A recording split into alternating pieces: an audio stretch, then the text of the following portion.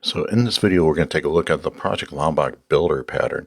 And to do so, our application is going to need to be returning a beer by ID. So ultimately, let's create a service layer. So I'm going to come in here, create a new package. And let's call this. So we'll have a beer service. That's going to return back a beer object. It's going to take in a UID for the ID property. Now let's go ahead and implement that. And remember, for this project, we're not implementing a database at this point in time. We're going to mock out a database and just manually add that. So now what we want to turn back is a beer object for our use.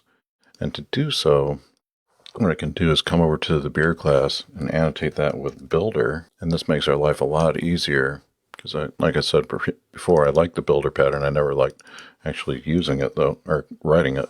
So now we have that provides us beer builder build. And on this, now we can say ID. We're just going to give it a random UID. Or actually, for our purposes, it'd probably be better to pass in the ID being passed in. Just set version to 1. Now let's do Galaxy Cat. It's actually a local brewery to me. Beer style. And that Galaxy Cat is a pale ale, if I remember right. Set the UPC. It doesn't matter what it is. For our purposes, we're just using some test data.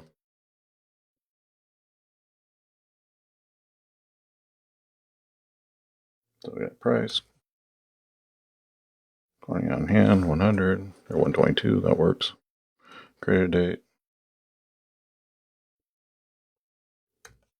So that creates our builder. So when this is called, our builder pattern, you can see here, this is a fairly nice way of writing codes as far as generating a POJO to return back. So I really like the builder pattern because it saves us a lot of ceremonial code.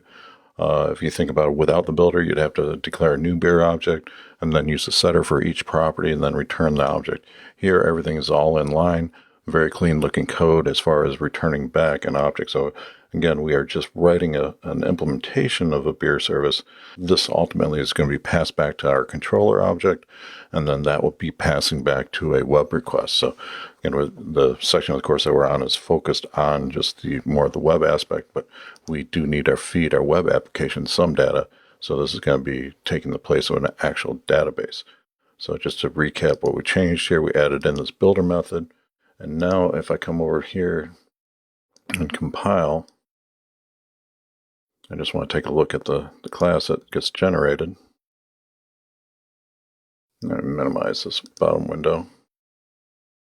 So here you can see the beer builder. Now we have a lot more code. So again, we wrote, what was it, about 20 lines of code for the properties. And now our class file is getting decompiled to 330 lines. And you can see here, now we have the builder pattern, getters and setters and everything. And we have 2 annotations and then a group of properties on our class. So just to stress how much cleaner and less code you have to write when you're using Project Lombok.